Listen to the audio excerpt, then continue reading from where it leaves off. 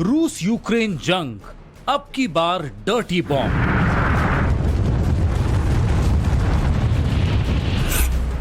Dirty bomb पर dirty game, आमने सामने रूस और नाटो।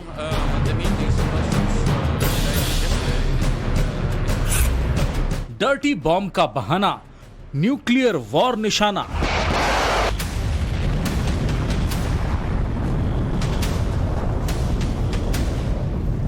विध्वंसक हथियारों की विनाश लीला को सबने देखा।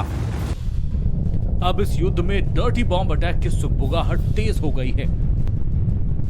ये डर्टी बॉम्ब आखिर है क्या, आपको बताएंगे, लेकिन इस जंग में इसकी एंट्री कहां से हो रही है, ये बात अहम है, क्योंकि इस डर्टी बॉम्ब को लेकर रूस और पश्चिमी देशों में डर्टी गेम अपने चरम पर है।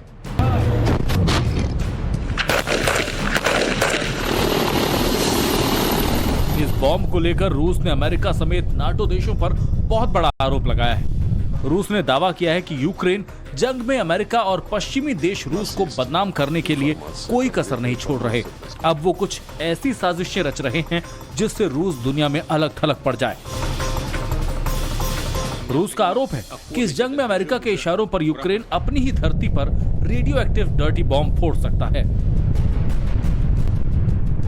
और इसका आरोप रूस पर लगा सकता है। ये दावा खुद रूस के विदेश मंत्री ने किया।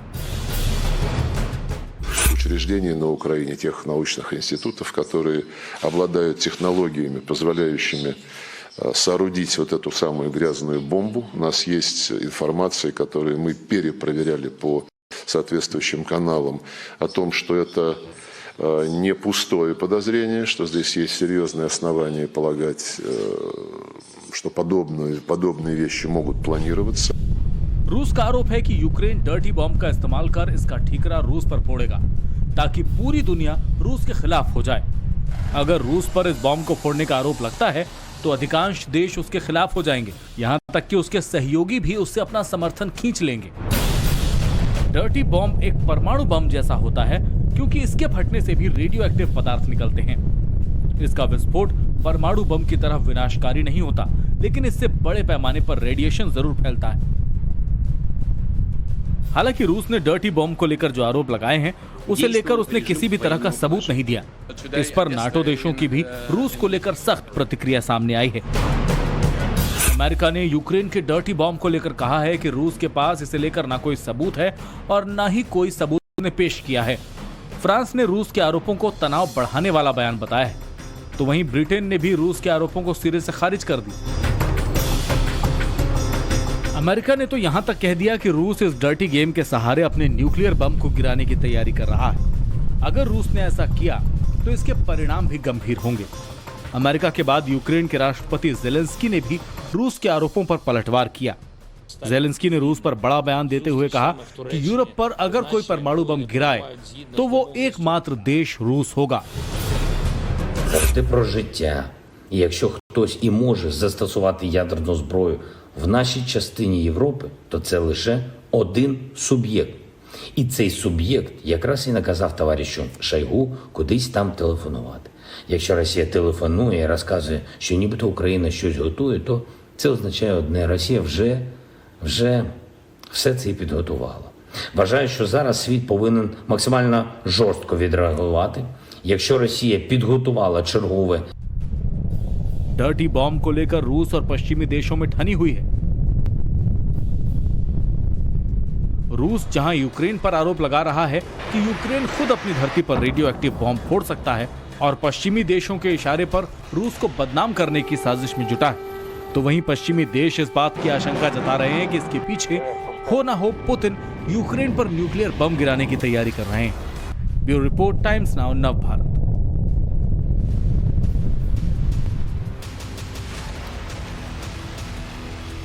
तो जिस डर्टी बम की बात की जा रही है वो है तो छोटा, लेकिन उसका दम विध्वंसक है। क्या होता है डर्टी बम और ये कितना खतरनाक है, ये भी आपको बताते हैं।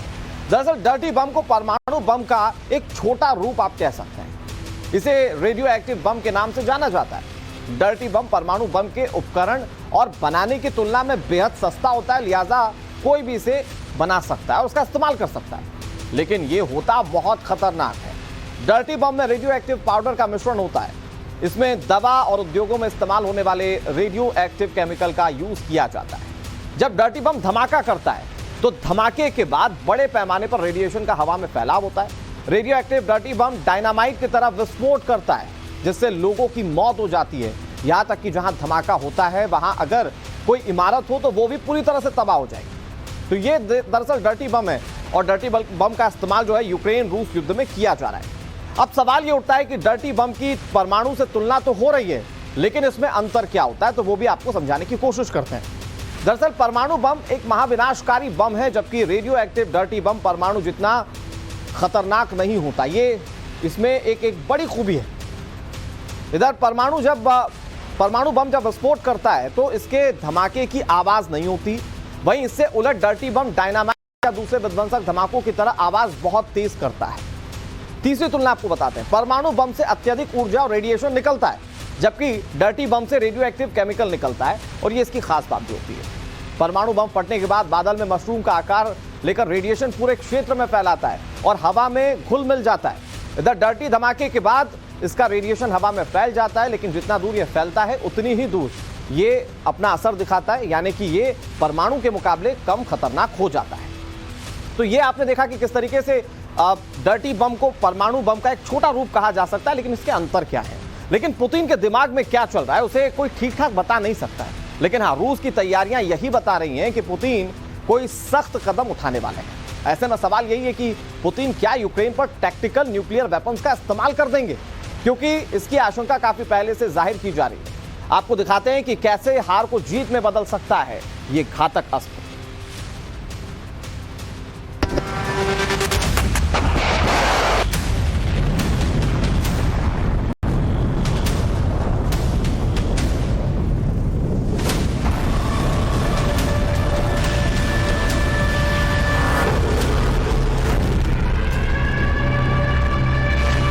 परमाणु तबाही का सायरन बज गया है।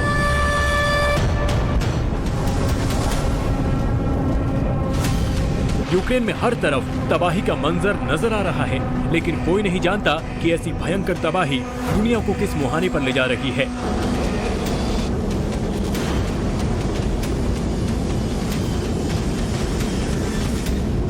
जिस तरह से पुतिन बैकफुट पर है, उसे देखते हुए तमाम डिफेंस एक्सपर्ट्स ये मान रहे हैं पुतिन अब यूक्रेन पर टैक्टिकल न्यूक्लियर वेपन से कभी भी हमला कर सकते हैं।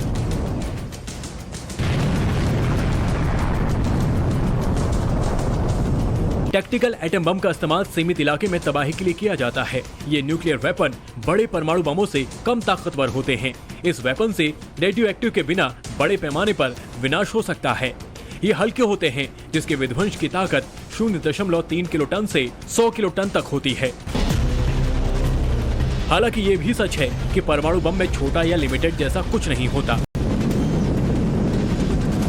1945 में हिरोशिमा पर गिराया गया बम लिटिल बॉय सिर्फ 15 किलोटन का था,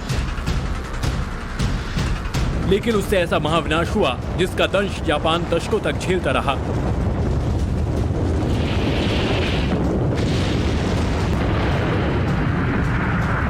सोचिए, अगर रूस ने टैक्टिकल न्यूक्लियर वेपन भी चलाया तो पुतिन के क्रोध की ज्वाला में यूक्रेन समेत पूरा नाटो स्वाहा हो जाएगा।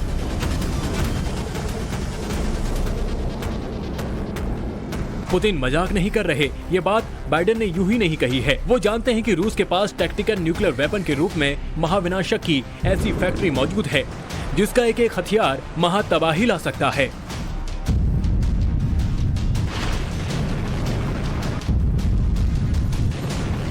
रूस के पास 1 किलोटन से लेकर 100 किलोटन तक की ताकत वाले करीब 2000 छोटे न्यूक्लियर बम हैं।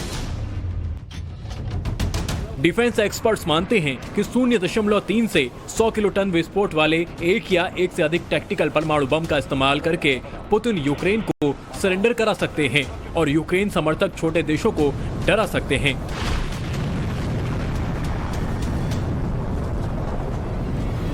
इतना ही नहीं, यहाँ तक कहा जा रहा है कि टैक्टिकल न्यूक्लियर वेपन का इस्तेमाल सबसे पहले रूस ब्लैक सी में कर सकता है और फिर जरूरत पड़ने पर इसे यूक्रेन पर भी दाग सकता है। आशंका इस बात की भी है कि रूस एक इलेक्ट्रिक मैग्नेटिक वेव पैदा करके परमाणु विस्फोट कर सकता है, जिससे यूक्रेन इलेक्ट्रॉनिक उपकरणों को नुकसान पहुंचाया जा सकता है। उसके अलावा पुतिन यूक्रेन के सैन्य ठिकानों को भी टैक्टिकल न्यूक्लियर वेपन से तबाह कर सकते हैं।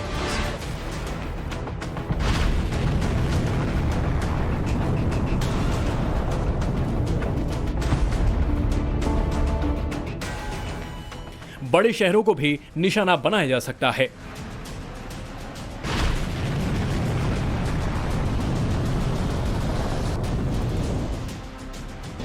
आइए अब आपको पुतिन के उन न्यूक्लियर हथियारों से भी रूबरू कराते हैं जिससे अमेरिका और तमाम पश्चिमी देश खौफ खाते हैं। ये है दुनिया की सबसे खतरनाक माने जाने वाली आसमानी हाइपरसोनिक मिसाइल किंझल। रूस की ये मिसाइल कई शहरों पर मौत बनकर बरस चुकी है। अब माना जा रहा है कि रूस इस मिसाइल को परमाणु बम से लैस करके दाग सकता है।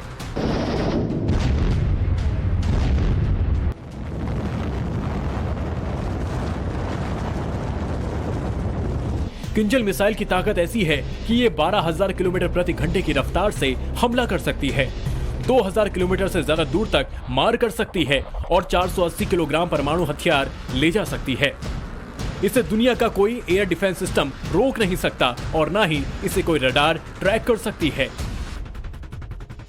किंजल के साथ साथ रूस कैलिबर क्रूज मिसाइल भी टैक्टिकल न्यूक्लियर बम से लैस की जा सकती है। समंदर से दागे जाने वाली कैलिबर क्रूज मिसाइल 1500 से 3000 किलोमीटर तक मार कर सकती है। इसकी ताकत ऐसी है कि ये आवाज की रफ्तार से 3 गुना तेजी से हमला कर सकती है और 500 किलोग्राम का परमाणु बम दाग सकती है।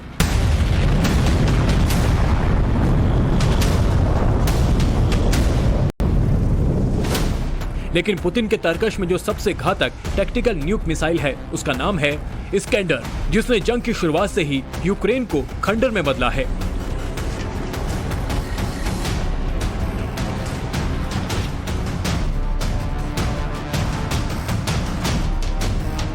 इस्कैंडर मिसाइल की रफ्तार 5 मैक से ज्यादा है और ये 500 किलोमीटर तक मार कर सकती है, 700 किलो तक का परमाणु बम दाग सकती है। Iskander tactical missile surface to surface missile है और ये रूस का वो सुपर वेपन है जो छोटे से छोटे टारगेट पर भी अचूक निशाना लगाने में माहिर है।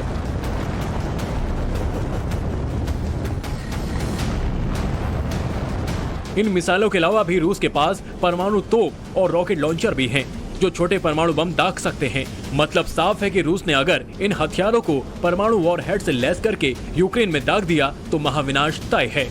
ब्यूरो रिपोर्ट, टाइम्स नाउ, नव भारत।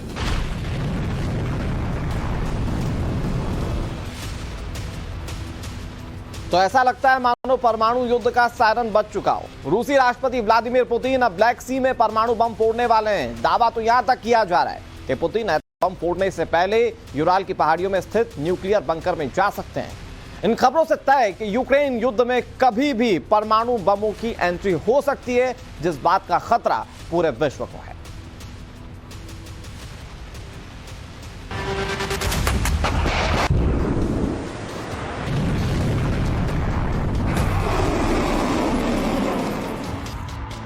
ब्लैक सी से वॉर रिपोर्ट, पुतिन करेंगे परमाणु विस्फोट।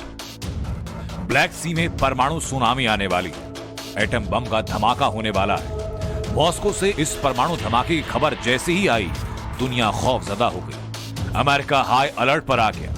ब्रिटेन इस कदर बदहवास हो गया कि उसके रक्षा मंत्री को लंदन से वॉशिंगटन की दौड़ लगानी पड़ी। न्यूक्लियर ड्रिल कर नेटो अभी पुतिन को परमाणु युद्ध का ट्रेलर दिखा ही रहा था कि रूस से एटमी धमाके की प्लानिंग की खबर आई। ब्लैक सी में परमाणु बवंडर का पुतिन का प्लान सामने आ गया। रूसी राष्ट्रपति पुतिन को यूक्रेन में जीत के अलावा कुछ भी मंजूर नहीं। ऐसे में आशंका जताई जा रही है कि पुतिन यूक्रेन में चलाए जा रहे स्पेशल ऑपरेशन को फुल वॉर में तब्दील करने की तैयारी में। लेकिन इससे पहले ब्लैक सी में एक परमाणु धमाका होगा जिसकी गूंज न्यूक्लियर वॉर का ट्रेलर दिखा रहे नेटो के लिए सख्त संदेश होगा। तो वहीं सुपर पावर अमेरिका के लिए आखिरी अल्टीमेटम। ब्लू बैटलफील्ड तैयार, अब ब्लैक सी से न्यूक्लियर वॉर। महाविनाश का सारण बजाने वाली ये चेतावनी ऐसे वक्त पर आई जब पुतिन के प्रवक्ता दिमित्री ने कहा, कब्जा किए हुए इलाकों की रक्षा के लिए परमाणु बम जैसे हथियार का इस्तेमाल किया जा सकता है।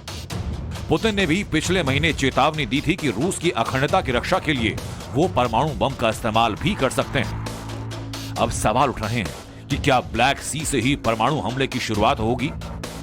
विजय के लिए बेकरार पुतिन अब यूक्रेन पर परमाणु बम क्या गिरा देंगे? क्या पुतिन ने एटमी अटैक का फुल प्लान फाइनल कर दिया है? इन सवालों का पता लगाने के लिए मंगलवार को ही ब्रिटेन का जासूसी विमान क्रीमिया के तट के पास पहुंच गया। ये जासूसी विमान दुश्मन के सिग्नल को पकड़ने में माहिर और इसे परमाणु बम को सूंघने वाला विमान कहा जाता है। इस हाईटेक स्पाई प्लेन में वातावरण में रेडिएशन को पकड़ने की क्षमता है। पुतिन का ये परमाणु धमाका ठीक वैसा ही हो सकता है जैसा धमाका 1960 के दशक में रूस के पहले ओपन एयर डेटोनेशन में हुआ था। ब्लैक सी में परमाणु विस्फोट के पुतिन के फैसले से खेरसॉं में खौफ पसर गया। यूक्रेन में रूसी फौज के कमांडर जनरल सुरोविकिन ने खेरसॉं से 60,000 रूसियों को बाहर निकलने का फरमान सुना दिया। लोगों को तेजी से खेरसॉं के बाहर निकाला जा रहा है, क्योंकि खेरसॉं ब्लैक सी और नीपर नदी के किनारे की पोर्ट सिटी है। ऐसे में ब्लैक सी में परमाणु विस्फोट का असर यहां भी देखा जा सकता है। तो वहीं रूसी सेना खेरसॉं से यूक्रेन पर सबसे बड़े हमले की तैयारी में है। पुतिन के परमाणु शक्ति प्रदर्शन की दहशत ने उस वक्त और जोर पकड़ लिया जब ब्रिटेन के रक्षा मंत्री बेन वॉलेस अपनी सारी बैठकों को रद्द कर इमरजेंसी मीटिंग के लिए सीधे अमेरिका पहुंच गए। बेन वॉलेस की इस घबराहट से दुनिया परमाणु युद्ध के खतरे से और दहशतजदा हो गई। रक्षा विशेषज्ञों का दावा कि पुतिन परमाणु ताकत का प्रदर्शन करने के लिए या तो किसी दूर दराज की जगह पर धमाका करेंगे या फिर ये एटमी धमाका ब्लैक सी में होगा, ताकि यूक्रेन और उसके पश्चिमी मददगारों को खौफजदा किया जा सके। ब्लैक सी रणनीतिक रूप से रूस के लिए अहम ठिकाना है, क्योंकि ब्लैक सी के आसपास के ज्यादातर इलाकों पर रूसी सेना का नियंत्रण है। ब्लैक सी में पहले से रूसी सेना के 14 वॉरशिप अटैक के लिए अलर्ट मोड पर है। क्रीमिया फ्लीट का पनडुब्बियों का घातक बेड़ा है। ऐसे में ब्लैक सी से परमाणु हमले के खतरे में अब पूरा दम दिखाई पड़ रहा है। Bureau report, times now Bharat.